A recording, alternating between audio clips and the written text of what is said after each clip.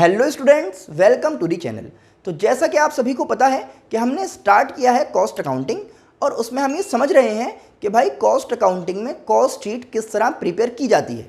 और previous 2 lectures में हम ये चीज़ कवर कर चुके हैं कि भाई कॉस्ट शीट 2 तरह से आपको प्रिपेयर करनी है। एक है सिंपल कॉस्ट शीट और उसके बारे में हमने आपको ये बताया कि भाई जो भी बंदा सिंपल कॉस्ट शीट समझ लेगा वो क्या प्रिपेयर कर सकता है, कंप्लीट कॉस्ट शीट। और जितनी ज़्यादा आप इसकी प्रैक्टिस करेंगे उतने ही ज़्यादा आप इसमें एक्सपर्ट हो जाएंगे। प्रैक्टिस करने का तरीका क्या है कि हम आपके सामने डिफरेंट लेक्चर्स के थ्रू कुछ अलग अलग टाइप के क्वेश्चंस यहाँ पर लेकर आएंगे और उसमें आपको ट्रीटमेंट समझाया जाएगा डिफरेंट आइटम्स का, ताकि जब भी आप कोई सा भी क्वेश्चन सॉल्व करें कॉस्ट शीट से रिलेटेड तो वो आप बहुत ही ईजिली सॉल्व कर पाएँ। इसीलिए आज भी हम एक क्वेश्चन आपके सामने लेकर आए हैं और आज का क्वेश्चन स्टार्ट करने से पहले आपसे सिर्फ मैं इतना कहना चाहूँगा कि जब आप लोग आया करें लेक्चर अटेंड करने के लिए तो आप कमेंट सेक्शन में जाकर हाय, हेलो, अस्सलाम वालेकुम या फिर प्रेजेंट सर कहकर मुझे ये बात इन्फॉर्म कर दिया करें कि आप लोग आ गए हैं लेक्चर अटेंड करने के लिए। देखिए, हमें भी बहुत ज़्यादा खुशी होती है जब हम देखते हैं कि इतने सारे लोग आए हैं लेक्चर अटेंड करने के लिए और इससे हम भी मोटिवेट हो जाते हैं। तो चलिए स्टार्ट करते हैं आज का लेक्चर। आज ये क्वेश्चन है हमारे पास। तो देखिए, आप जैसे देख पा रहे हैं कि मेरे पास बोर्ड पर जगह कम होती है तो मैं यहाँ कोशिश कर रहा हूँ कि क्वेश्चन की ज़्यादा से ज़्यादा डिटेल कम जगह पर आपको समझा पाऊँ। तो जब आप बुक में क्वेश्चन देखेंगे तो वो कुछ अलग तरह से लिखा हुआ मिल सकता है, लेकिन यहाँ पर हम कोशिश करते हैं कि जो डिफरेंट एस्पेक्ट है क्वेश्चन का वो हम समझा पाएँ कम से कम स्पेस को लेते हुए। चलिए समझते हैं। भाई आपको गिवन है direct material ₹1 lakh, direct wages 18,000, outstanding direct wages ₹2,000, direct expenses है 10,000 रुपये के, रेंट है 40,000 का और यहाँ पर लिखा हुआ है 2:1:1। तो इस 2:1:1 का मतलब क्या है? देखिए, समझने वाली बात यहाँ पर यह है कि ये कहा गया है कि भाई रेंट टोटल कितना है 40,000, जिसमें से 2 पार्ट जा रहे हैं फैक्ट्री में, एक पार्ट जा रहा है ऑफिस में और एक पार्ट जा रहा है सेलिंग एंड डिस्ट्रीब्यूशन में। तो टोटल 40,000 है, उनको आपको इस तरह डिवाइड करना है, ठीक है ना। इसी तरह से डेप्रिसिएशन ऑन बिल्डिंग टोटल कितना है 30,000, एक पार्ट फैक्ट्री का, ऑफिस का और एक किसका हो गया, सेलिंग एंड डिस्ट्रीब्यूशन का। इसी तरह से इलेक्ट्रिसिटी एंड पावर टोटल कितना है 10,000, जिसमें से 8 पार्ट जो हैं 8 पार्ट जा रहे हैं फैक्ट्री में, एक जा रहा है ऑफिस में और एक जाएगा सेलिंग एंड डिस्ट्रीब्यूशन में। फिर दिया हुआ है फैक्ट्री सुपरविजन ₹2,000, ऑफिस की सैलरी है 9,000, एडवर्टाइजिंग पे खर्च हुए हैं 5,000 रुपीज़, सेल्स प्रमोशन पे खर्च हुए हैं 4,000 रुपये और profit is 20% on sales. Profit कितना है, सेल का 20%। इस चीज़ को भी अभी डिस्कस करेंगे आगे। तो पहली बात तो ये है कि भाई जब हम सॉल्यूशन अपना स्टार्ट करेंगे तो हमें कौन सी कॉस्ट शीट बनानी है, सिंपल कॉस्ट शीट बनाई जाए या फिर डिटेल्ड कॉस्ट शीट बनाई जाए। तो देखिए, आपको हम एक बात बता चुके हैं कि भाई डिटेल्ड कॉस्ट शीट आप कब बनाएंगे, जब आपको क्वेश्चन में दे रखा हो ट्रीटमेंट ऑफ स्टॉक। तो आप देखेंगे पूरे क्वेश्चन में कहीं भी ओपनिंग स्टॉक रॉ मटेरियल का या WIP का या फिर फिनिश गुड्स का या क्लोजिंग स्टॉक ऐसा कुछ भी गिवन नहीं है। इसका मतलब सिंपल कॉस्ट शीट से हमारा काम चल जाएगा। आप कह रहे हैं भाई इसमें तो बहुत सारी चीज़ें लिखी हुई हैं, सिंपल कॉस्ट शीट में तो ये सब नहीं आता। तो चलिए शुरू करते हैं, सॉल्यूशन समझाते हैं कि भाई क्या चीज़ कहाँ जाएगी। तो सिंपल कॉस्ट शीट में सबसे पहले क्या लिखते हैं, डायरेक्ट मटेरियल कितना है ₹1 लाख, एक बात हो गई। फिर आप देखेंगे डायरेक्ट वेजेस, डायरेक्ट वेजेस ये यहां पर आप लिखेंगे। देखिए, डायरेक्ट वेजेस के बारे में आपसे कहा गया है कि पे कर दी है कितनी 18,000, आउटस्टैंडिंग अभी भी कितनी है ₹2,000। तो ज़रा वापस जाइए क्लास 11th में, वहाँ पर आप बनाते थे ट्रेडिंग अकाउंट, PL अकाउंट और वहाँ पर हमने सीखा था कि भाई जब भी आपको क्वेश्चन में आउटस्टैंडिंग एक्सपेंसेस गिवन हो तो हम उन्हें ऐड कर लेते हैं। तो आप यहाँ पर इस तरह लिखेंगे कि भाई डायरेक्ट वेजेस और इसमें ऐड कर देंगे आउटस्टैंडिंग डायरेक्ट वेजेस। तो डायरेक्ट वेजेस हैं कितनी 18,000 की, आउटस्टैंडिंग कितनी है 2,000। तो इस बार का टोटल कितना हो गया डायरेक्ट वेजेस का खर्चा ₹20,000, बिल्कुल सिंपल है। फिर बात आ रही है डायरेक्ट एक्सपेंसेस की। तो एक्सपेंसेस कितने हैं भाई 10,000 और हमें पता है कि direct material plus direct labour plus direct expenses क्या बन जाता है, प्राइम कॉस्ट। प्राइम कॉस्ट कितनी हो गई इन सब का सम, यानी कि 1,30,000। सिंपल कॉस्ट शीट में ज़रा आगे चलिए। प्राइम कॉस्ट में क्या ऐड किया जाता है? Factory overheads. तो यहां पर आप लिखेंगे ऐड फैक्ट्री ओवरहेड्स। अब आप ज़रा ये बात समझिए कि यार क्वेश्चन में कहीं भी फैक्ट्री ओवरहेड्स तो गिवन नहीं है, लेकिन ये जो चीज़ें हैं कि भाई फैक्ट्री का रेंट इतना, फैक्ट्री का डेप्रिसिएशन इतना, इलेक्ट्रिसिटी एंड पावर फैक्ट्री का इतना, फैक्ट्री सुपरविजन इतना, तो ये सभी चीज़ें मिलकर बना रही हैं आपकी फैक्ट्री ओवरहेड्स, ठीक है ना। तो ये जो है अब एक हेडिंग की तरह आपके लिए काम करेगा और इसके अंडर में आपको लिखनी है चीज़ें। तो किस तरह आप लिखेंगे? देखिए, फैक्ट्री ओवरहेड क्या बन गई आपकी? हेडिंग बन गई। अब इसके अंडर में आपको लिखना है, किस तरह लिखा जाएगा भाई? कि सबसे पहले रेंट, तो यहां पर आपने लिखा रेंट, ठीक है ना। रेंट कितना? टोटल है 40,000, टोटल रेंट है 40,000, जिसमें से 2/4 आपको करना पड़ेगा, तो फैक्ट्री का निकल आएगा। कैसे? 2:1 है ना, तो 2 इन सब का सम 4। बिल्कुल आसान सी बात है। कितना आ गया? 20,000। तो फैक्ट्री का रेंट हो गया 20,000 का, ठीक है ना। फिर आप देख रहे हैं डेप्रिसिएशन ऑन बिल्डिंग।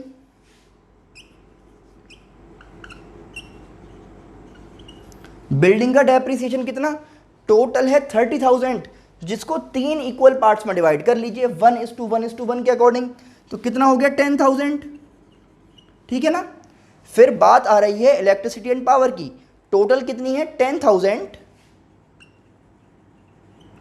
फैक्ट्री का पार्ट कितना है? 8, तो 8/10 इनका सम, तो कितना हो गया? 8,000। तो यहां पर आपने लिखा electricity and power,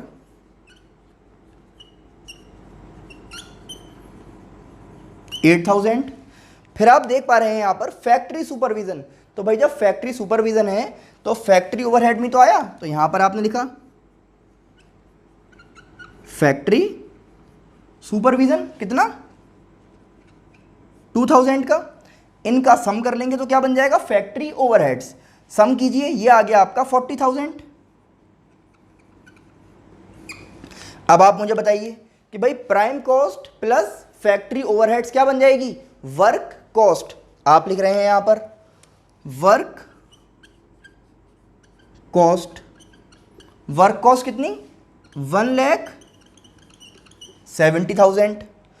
work cost के आगे किसका नंबर आएगा? ऑफिस एंड एडमिनिस्ट्रेशन ओवरहेड्स का।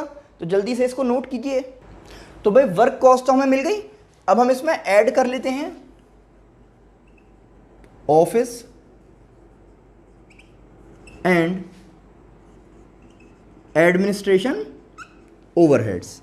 फिर वही बात कि भाई क्वेश्चन में कहीं भी ऑफिस एंड एडमिनिस्ट्रेशन ओवरहेड्स तो है नहीं, कोई बात नहीं, उससे रिलेटेड देख लेते हैं भाई क्या है।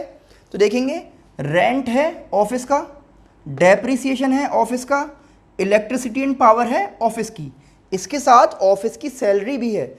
इन सब को सम कर लेंगे तो क्या बन जाएंगे? Office and administration overheads. तो दोबारा ये क्या हो जाएगा? ये आपकी बन जाएगी हेडिंग। इसके अंडर में आपको चीज़ें लिखनी है।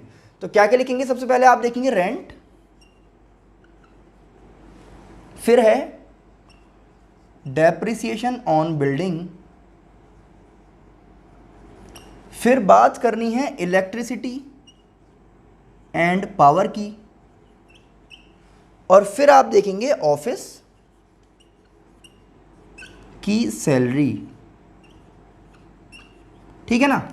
इनकी वैल्यूज लिख ली जाए भाई। रेंट देखिए टोटल कितना है? 40,000। तो यहां पर जैसे अभी आपने कैलकुलेट किया था, ऑफिस का पार्ट कितना है? 1, तो 1/4 कितना हो गया? 10,000। तो यहां पर आपने लिखा रेंट में 10,000। डेप्रिसिएशन ऑफ बिल्डिंग कितना है? 10,000। इलेक्ट्रिसिटी एंड पावर की बात की जाएगी तो यहां पर आप कैलकुलेट कर रहे हैं, कितना है ये आपका? 10,000 इंटू 1/10 कितना हो गया? 1,000, ठीक है ना। ऑफिस की सैलरी, तो ऑफिस की सैलरी कितनी है? 9,000। इन सब का कर लीजिए सम। इन सब का अगर हम सम कर रहे हैं तो क्या मिल जाएगी, ऑफिस एंड एडमिनिस्ट्रेशन ओवरहेड्स की वैल्यू। तो कितनी हो जाएगी आपकी 30,000, ठीक है ना। तो जब आप वर्क कॉस्ट में ऐड कर लेंगे ऑफिस एंड एडमिनिस्ट्रेशन ओवरहेड्स की वैल्यू, तो आपको क्या मिलती है, कॉस्ट ऑफ प्रोडक्शन। तो यहां पर आप लिख रहे हैं कॉस्ट ऑफ प्रोडक्शन। कितनी आ रही है, 2 लाख। ये आ गई भाई 2 लाख की cost of production. Cost of production के आगे किसका नंबर आता है, सेलिंग एंड डिस्ट्रीब्यूशन ओवरहेड्स का। तो यहां पर आप ऐड कर रहे हैं सेलिंग एंड डिस्ट्रीब्यूशन ओवरहेड्स। फिर आपने कहा कि भाई सेलिंग वाली चीज़ें कहाँ पर हैं, तो देखिए रेंट है सेलिंग का, डेप्रिसिएशन है सेलिंग के लिए, इलेक्ट्रिसिटी के चार्जेस हैं सेलिंग के लिए। अब आप आइए एडवर्टाइजिंग किस में आएगा, सेलिंग एंड डिस्ट्रीब्यूशन में। सेल्स प्रमोशन किस में आएगा, सेलिंग एंड डिस्ट्रीब्यूशन में। तो यहाँ पर आप लिख रहे हैं, ये तो बन गई आपकी हेडिंग, ठीक है ना। इसके अंडर अब आपको लिखना है, क्या क्या लिखेंगे आप लिखेंगे रेंट, आप लिखेंगे डेप्रिसिएशन ऑन बिल्डिंग, आप लिख रहे हैं इलेक्ट्रिसिटी एंड पावर, ठीक है ना। आप लिख रहे हैं एडवर्टाइजिंग, ठीक है ना, एडवर्टाइजिंग के एक्सपेंस जो हुए हैं आपके। आप लिख रहे हैं भाई सेल्स प्रमोशन, ठीक है ना। अमाउंट देख लेते हैं, रेंट देखिए 40 में से एक पार्ट है ना, तो 4 में से जब एक पार्ट करेंगे 40,000 का, तो किस तरह होगा 10,000, यहां पर आपने लिखा, ठीक है ना। 40,000 का 1/4। इसी तरह से बिल्डिंग का देख रहे हैं 30,000 का 1/3, तो 1/3 कितना हो गया 10,000। फिर आप देख रहे हैं इलेक्ट्रिसिटी एंड पावर 10,000 का 1/10 कितना हो गया 1,000। फिर आप देख रहे हैं एडवर्टाइजिंग एक्सपेंसेस 5,000। सेल्स प्रमोशन में आप खर्च करते हैं 4,000 रुपये। इनका जो भी सम होगा वो क्या कहलाएगा, total selling and distribution overheads. कर लीजिए सम, तो 20 और 10 30 हो गए।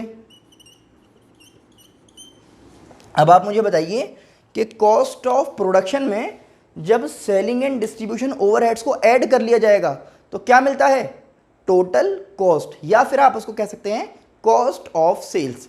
तो चलिए यहां पर लिख लेते हैं कॉस्ट ऑफ सेल्स। तो चलिए इसको आगे कंटिन्यू कर लेते हैं। 2 लाख प्लस 30,000, 2,30,000 की क्या आ रही है टोटल कॉस्ट।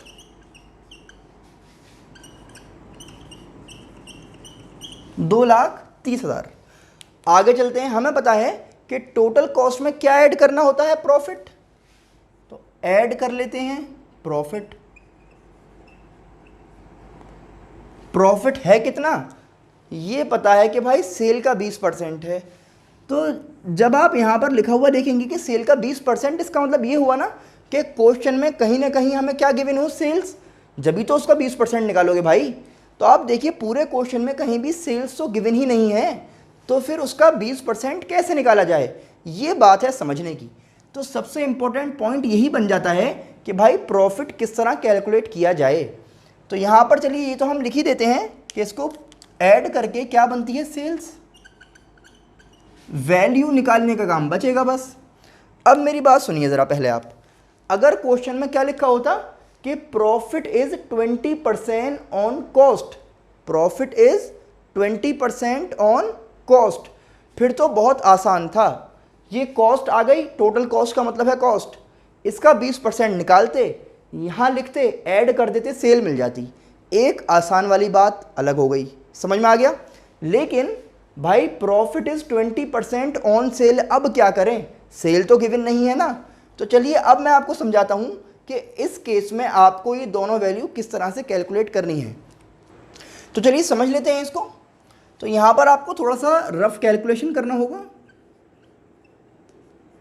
देखिए आपसे कहा गया है कि प्रॉफिट इज 20% ऑन सेल, तो आप यहाँ पर लिखेंगे लेट द सेल्स बी ₹100, ठीक है ना। और मैं आपसे कहूँगा कि भाई सेल की जगह ना इसको एसपी कह देना, सेलिंग प्राइस। तो एसपी कहने का फ़ायदा ये होगा कि आपको 5th-6th क्लास की बातें याद कुछ अगर आ जाएं तो इसको करने में बहुत ज़्यादा आपको आसानी हो जाएगी।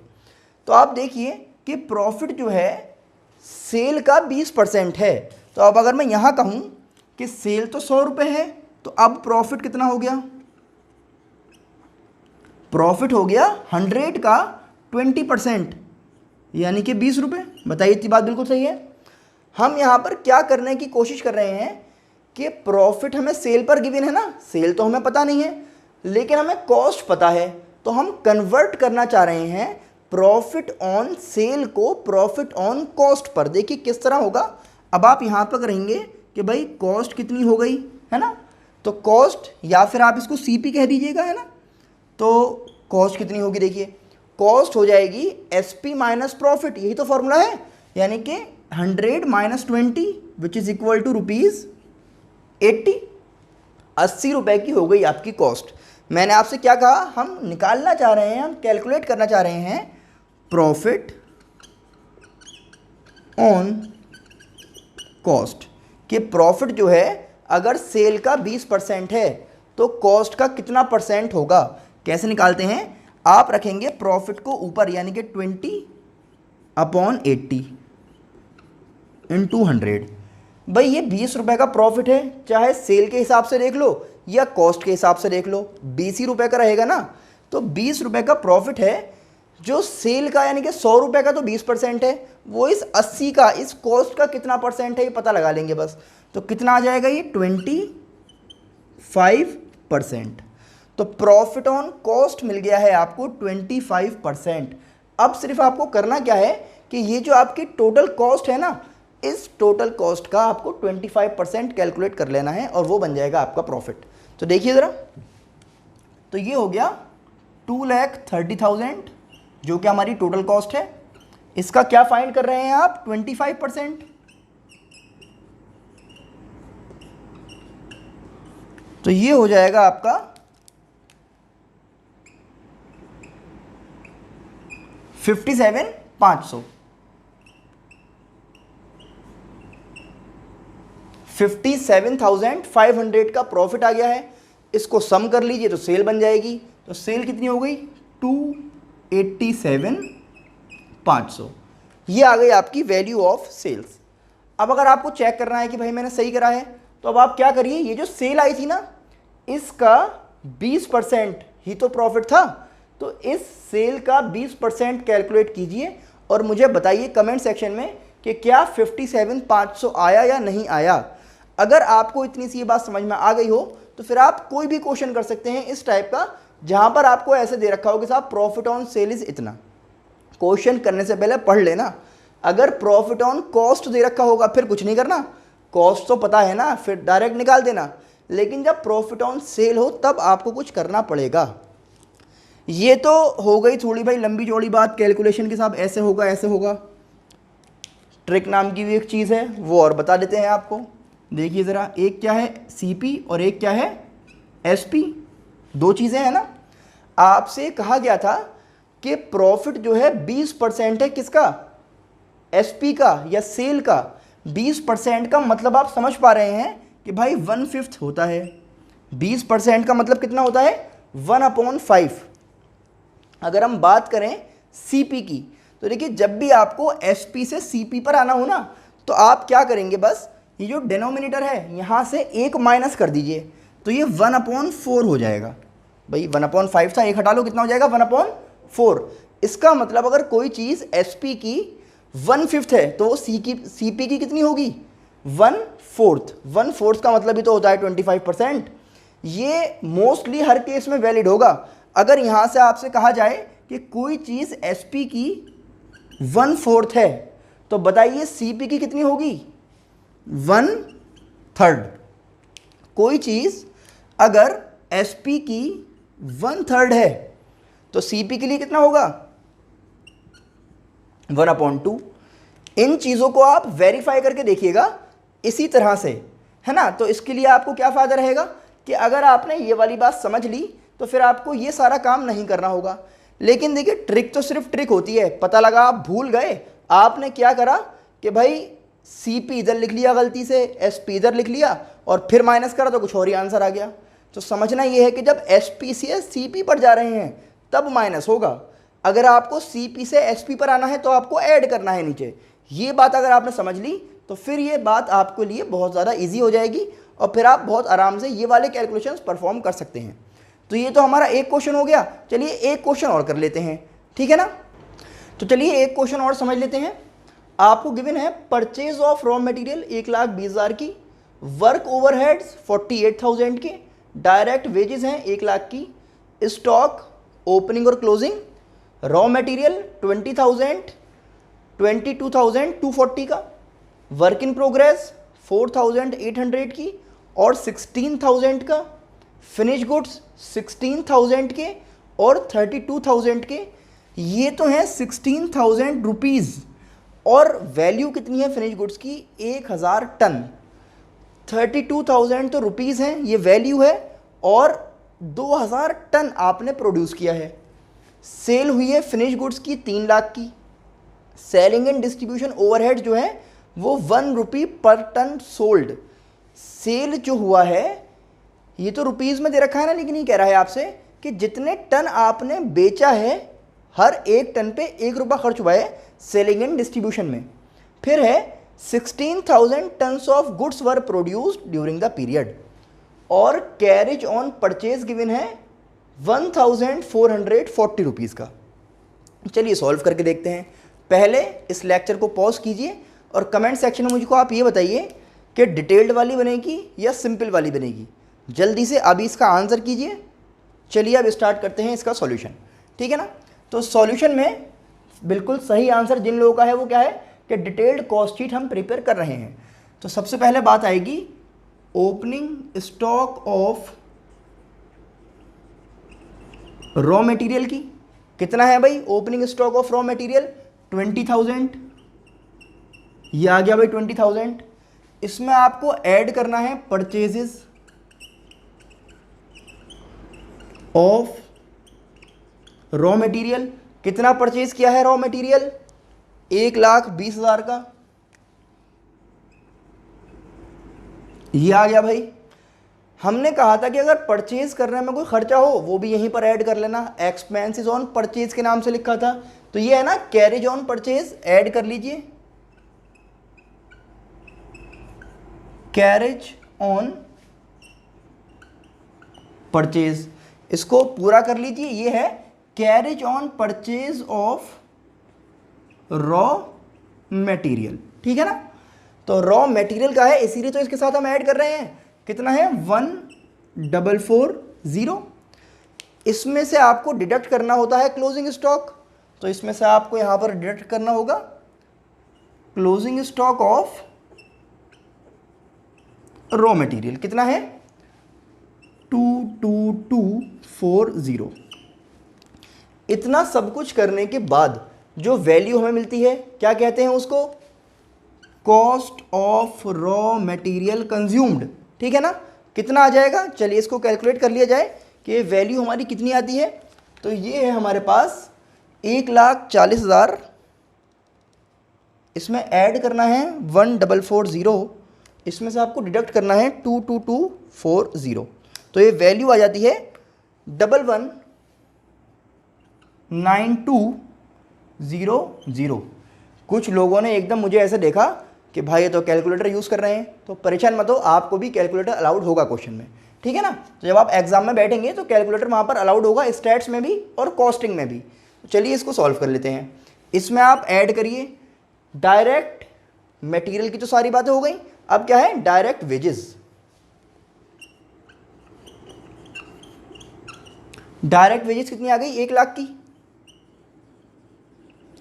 कुछ डायरेक्ट एक्सपेंसेस यहां पर है बिल्कुल भी नहीं है, तो इनको सम कर लीजिए, क्या मिल जाएगी प्राइम कॉस्ट। प्राइम कॉस्ट कितनी आ गई 219,200, ठीक है ना। प्राइम कॉस्ट में अब हमें ऐड करना होगा क्या चीज़, फैक्ट्री ओवरहेड्स। तो इसमें ऐड कर लेते हैं फैक्ट्री ओवरहेड्स। फैक्ट्री ओवरहेड तो नहीं है लेकिन वर्क ओवरहेड तो है, कितने हैं 48,000 के, तो यहाँ पर लिख दीजिए 48,000। जैसे ही आप इसको ऐड कर लेंगे तो 219,200 प्लस 48,000 कितना हो गया 267,200। क्या नाम है इसका, ग्रॉस वर्क कॉस्ट।